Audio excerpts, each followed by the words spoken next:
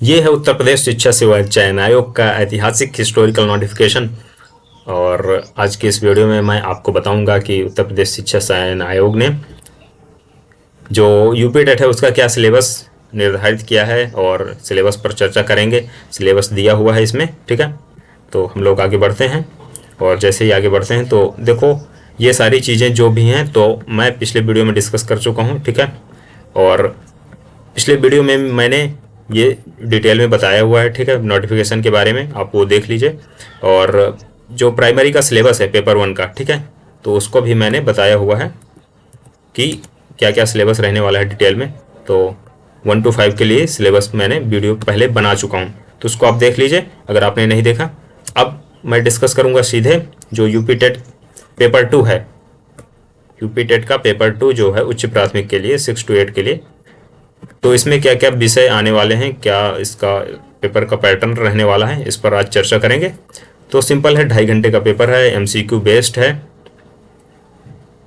बहुविकल्पी प्रश्न होंगे, प्रत्येक प्रश्न 1 नंबर का, और निगेटिव मार्किंग नहीं होगा, ठीक है।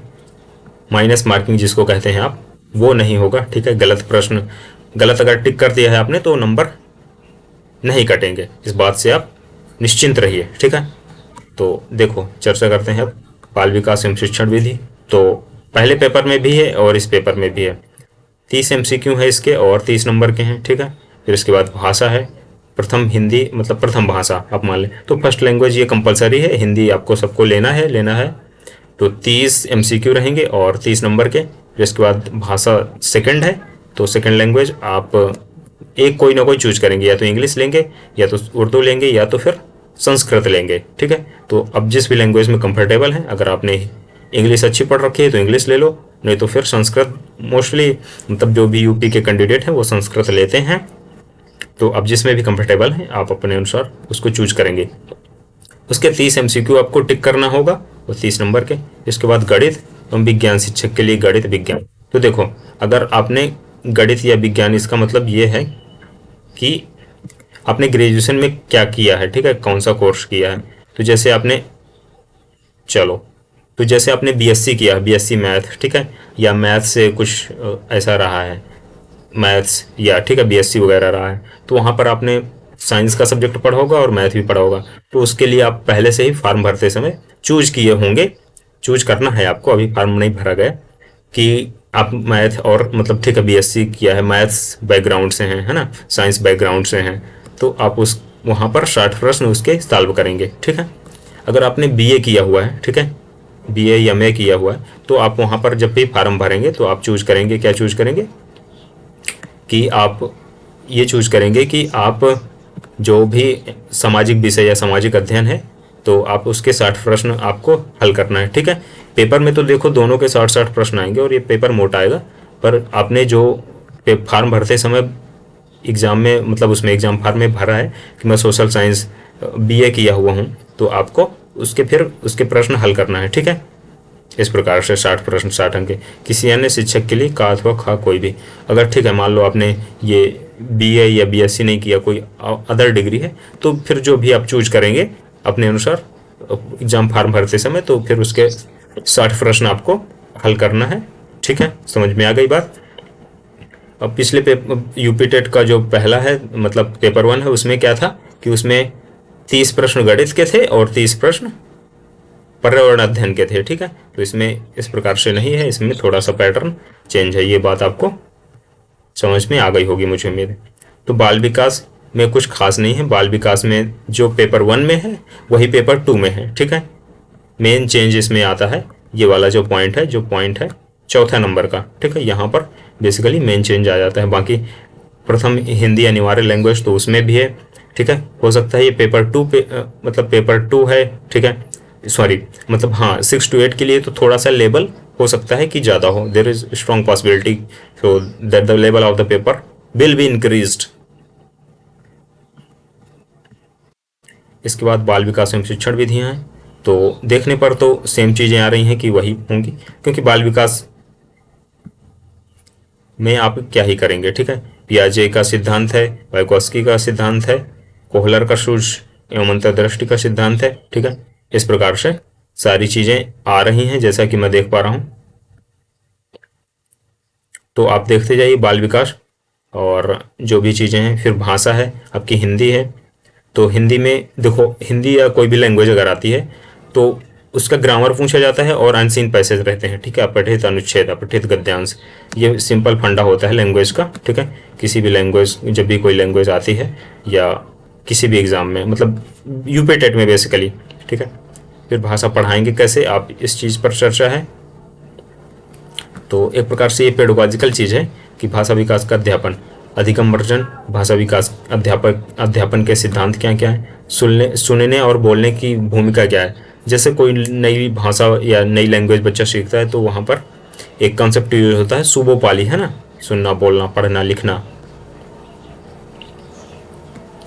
एक भिन्न कक्षा में भाषा पढ़ाने, भिन्न कक्षा मतलब इस प्रकार से कि ऐसे बच्चे जो उस लैंग्वेज को नहीं जानते, जैसे मान लो उत्तर प्रदेश है तो यहाँ के बच्चों को जाहिर सी बात है कि इंग्लिश में कठिनाई होती है, ठीक है।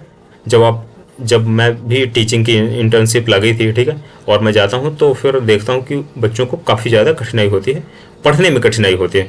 कुछ बच्चों को तो हिंदी पढ़ने में भी कठिनाई होती है, ये सच्चाई है, ठीक है। पर कहीं कहीं स्कूल के बच्चे जहाँ के टीचर ज़्यादा एक्टिव हैं, ध्यान देते हैं, वहाँ स्थितियाँ अच्छी भी हैं। पाठ्यपुस्तक, मल्टीमीडिया सामग्री, कक्षा का बहुभाषाई संसाधन, उपचारात्मक अध्यापन हो गया। फिर इसके बाद अनसीन पे, फिर इंग्लिश लैंग्वेज देखो हो गई, ठीक है।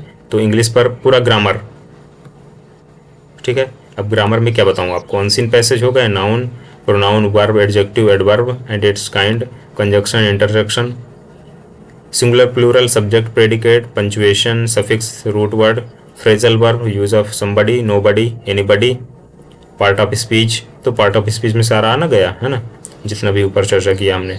Narration, active passive, antonym, synonym, use of homonyms, ठीक है। Use of request in sentences, silent letter in words. तो ये सारी चीज़ें इंग्लिश में रहेंगी। फिर इसके बाद उर्दू है, तो उर्दू का आप देख लीजिए क्या क्या चीज़ें हैं, ठीक है। फिर संस्कृत है, तो संस्कृत देखो, अपठित अनुच्छेद रहेगा, संधि, स्वर, व्यंजन, अव्यय, समास, लिंग, मतलब पूरा ग्रामर, व्याकरण, ठीक है। और कारक, प्रत्यय, वाच्य, संज्ञाएं, पुल्लिंग शब्द, स्त्रीलिंग, नपुंसकलिंग, अकारांत, इकारांत, उकारांत, ठीक है। इकारांत है, रिकारांत। फिर इसके बाद सर्वनाम, विशेषण, धातु, संख्याएं, संख्या मतलब, ठीक है, नंबर, एका, दो, त्रय, चतुर, पंच, इस प्रकार से, ठीक है। अधिगम और अर्जन है इसके बाद। तो मतलब कि ठीक है, भाषा बच्चा कोई कैसे सीखता है, मतलब एक प्रकार से उसका पेडोलॉजी आ जाती है इसमें।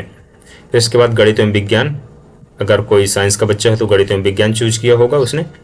तो इस पर है प्राकृतिक संख्याएं, पूर्ण संख्याएं, परिमेय, वर्गमूल, घनमूल, सर्वसमीकाएं, ठीक है। यहाँ पर देखो लेवल बढ़ रहा है, मैं देख पा रहा हूँ कि इस प्रश्न पत्र में जो मैथ का लेवल है ये बढ़ा हुआ दिखाई दे रहा है, ठीक है। बीजगणित, अवधारणाएं, बीजीय व्यंजकों का जोड़, ठीक है। बीजीय व्यंजक मतलब ये होता है एल्जेब्रिक, जो भी समांतर रेखाएं, चतुर्भुज, ठीक है। वृत्त और चक्रीय चतुर्भुज, ये क्लास 8th की मैथ में मिलेगा आपको, ठीक है, जो भी यूपी की SCERT की बुक है। वृत्त की स्पर्श रेखाएं हो गई, वाणिज्य गणित हो गया, ठीक है, ये भी क्लास 7th या 8th में आपको मिलेगा, ठीक है। अनुपात, समानुपात, प्रतिशतता, लाभ, हानि, साधारण ब्याज, चक्रवृद्धि ब्याज, टैक्स, कर, ठीक है, वस्तु विनिमय प्रणाली। तो बहुत सारी चीज़ें हो जाती हैं इस प्रकार से। फिर बैंकिंग, सांख्यिकी, पाई दंड चार्ट, प्रोबेबिलिटी, ठीक है, कार्टेशियन प्लेन, मेंसुरेशन, घातांक, मतलब 9th-10th लेवल तक का टच है ये, मैं देख पा रहा हूँ, ठीक है। आपको 8th का टीचर बनना है तो आपको चीज़ें आनी चाहिए, ठीक है। फिर इसके बाद साइंस पर आते हैं, तो साइंस पर जो भी किशोर अवस्था, ठीक है, कोशिका से अंगतंत्र तक, सूक्ष्म जीव, जो भी मतलब बुक है आप SCERT की, तो अगर आप वहाँ से आप देखेंगे कि काफ़ी सारी चीज़ें मैच कर पा रही हैं। चुंबकत्व, मापन, विद्युत धारा, ऊर्जा, कंप्यूटर, ध्वनि, स्थिर विद्युत, प्रकाश एवं प्रकाश यंत्र, ठीक है, अम्ल, क्षार, लवण, ऊष्मा एवं ताप, खनिज एवं धातु। फिर इसके बाद इसका पेडोलॉजी आ जाता है थोड़ा सा, कि विज्ञान आप कैसे सीखेंगे, कैसे पढ़ाएंगे। फिर अगर देखो कोई सामाजिक विज्ञान का बच्चा है, तो सामाजिक विज्ञान का बच्चा कौन होगा, जिसने आर्ट लिया होगा, है ना, जिसने क्या किया होगा, आर्ट लिया होगा अपने, आर्ट मतलब रही होगी उसकी ग्रेजुएशन के टाइम में, ठीक है। तो यहाँ पर पूरा इतिहास आ जाता है। देखो, इतिहास जानने का स्रोत, और फिर इसके बाद भारत में मौर्य साम्राज्य की स्थापना, इस्लाम का आगमन, दिल्ली सल्तनत। तो दिल्ली सल्तनत तो काफ़ी महत्वपूर्ण है। मुगल साम्राज्य, संस्कृति, यूरोपीय शक्ति मतलब अंग्रेज कब आए गए, ये सारी चीज़ें, क्या क्या किया उन्होंने। तो खूब सारा युद्ध लड़ा और क्या मारा काटा यहाँ के लोगों को। स्वतंत्र भारत की चुनौतियाँ क्या क्या रही, नागरिक शास्त्र के अंतर्गत आएगा। नागरिक शास्त्र बेसिकली है पॉलिटिकल साइंस थोड़ा सा, ठीक है, और ये स्टार्टिंग लेवल पर है, तो उतने ज़्यादा आर्टिकल वगैरह नहीं पूछते इस पर, ठीक है। ये यूपीएससी और पीसीएस का एग्जाम नहीं है आपका। ग्रामीण व नगरीय स्वशासन, हमारा संविधान, जिला प्रशासन, यातायात सुरक्षा हो गई, भारत में लोकतंत्र हो गया, देश की सुरक्षा एवं विदेश नीति। अच्छा, वैश्विक समुदाय एवं भारत, मतलब ये देश की सुरक्षा एवं विदेश नीति, मुझे नहीं लगता कि ये टॉपिक होना चाहिए, ठीक है। प्राइमरी या जूनियर के मास्टर को क्या ज़रूरत है कि उसको विदेश नीति पढ़े, ठीक है, ये तो डिप्लोमेट को पढ़ना चाहिए, ठीक है। वैश्विक समुदाय एवं भारत, नागरिक सुरक्षा हो गया, दिव्यांगता हो गया, ठीक है। इसके बाद आते हैं ज्योग्राफी, जिसको बोलते हैं भूगोल, ठीक है। तो भूगोल पर पढ़ेंगे हम भूगोल के बारे में। सौरमंडल हो गया, मानचित्र हो गया, विश्व में भारत, भारत का भौतिक स्वरूप, मिट्टी, वनस्पति, ठीक है, जीव जंतु, व्यापार, यातायात, संचार। फिर देखो उत्तर प्रदेश, यूपी जी के, उत्तर प्रदेश में स्थान, राजनीतिक विभाग, जलवायु, मृदा, वनस्पति, ठीक है। गवर्नमेंट के क्या क्या डिपार्टमेंट है, उद्योग धंधा, जनसंख्या क्या है, नगरीकरण क्या है। नगरीकरण मतलब कि ऐसे मान लो कौन सा शहर में सबसे ज़्यादा जनसंख्या है, कहाँ का पॉपुलेशन डेंसिटी हाई है, कहाँ का सेक्स रेशियो कम ज़्यादा है, ठीक है। उत्तर प्रदेश की क्या पॉपुलेशन है, ये क्या पॉपुलेशन ग्रोथ रही है पिछले लास्ट 10-15 ईयर में, पिछला जो भी जनगणना हुई थी उसके कंपेयर में, ये सारी चीज़ आप पढ़ेंगे। फिर पर्यावरणीय अध्ययन है, तो प्राकृतिक संतुलन हो गया, संसाधनों का उपयोग हो गया, जनसंख्या वृद्धि का प्रयोग हो गया, जनसंख्या वृद्धि का पर्यावरण पर प्रभाव, ठीक है। तो ठीक है, जनसंख्या ज़्यादा बढ़ेगी तो रिसोर्सेज पर ज़्यादा लोड पड़ेगा और रिसोर्सेज की कमी होगी, ठीक है। लोग पेड़ काटेंगे, लोग खेतों पर घर बनाएंगे, है ना, ये सारी चीज़ें होगी। फिर गृह शिल्प, गृह विज्ञान, ये थोड़ा सा ध्यान देंगे आप चीज़ें, मतलब पाचन संबंधी रोग, ठीक है, अगर किसी को रोग, बीमारियां, ठीक है, प्राथमिक उपचार, ये चीज़ें भी ध्यान देना है आपको। शारीरिक शिक्षा एवं खेल, तो इसके अंतर्गत क्या क्या आ जाए, शारीरिक शिक्षा एवं खेल, ठीक है, व्यायाम, हमारा भोजन, नशीले पदार्थ, संगीत। तो इस प्रकार से ये सारी चीज़ें आ जा रही हैं। मतलब सोशल साइंस में काफ़ी ज़्यादा ब्रॉड मुझे लग रहा है कि काफ़ी ज़्यादा चीज़ें आ जा रही हैं, है ना। देखो, खाद, बीज, उर्वरक, ये सारी चीज़ें भी आ जा रही हैं। तो इस प्रकार से अध्यापन संबंधी मुद्दे, प्रोजेक्ट कार्य, तो इस प्रकार से मैंने आपको बताया इस वीडियो में कि यूपी टेट जो उच्च प्राथमिक स्तर है, क्लास 6 to 8, इसका क्या सिलेबस रहने वाला है, और इस वीडियो में मैंने पूरा डिटेल में डिस्कस किया, ठीक है। और मुझे उम्मीद है कि आपको ये चीज़ समझ में आई होगी। वीडियो पसंद आया तो वीडियो को लाइक कीजिए। अपने दोस्तों और जो भी यूपी टेट की तैयारी कर रहे हैं, बैठे हैं कि भर्ती आने वाली है, तो उनको शेयर कीजिए, ठीक है, तैयारी में लग जाएं। और अगर आपको कहीं पर भी कोई कन्फ्यूज़न है, डाउट है, तो आप कमेंट कीजिए, मैं उसका जवाब दूंगा या उससे संबंधित कोई वीडियो ला दूंगा, ठीक है। इस वीडियो में बस इतना ही। Till then keep learning and bye.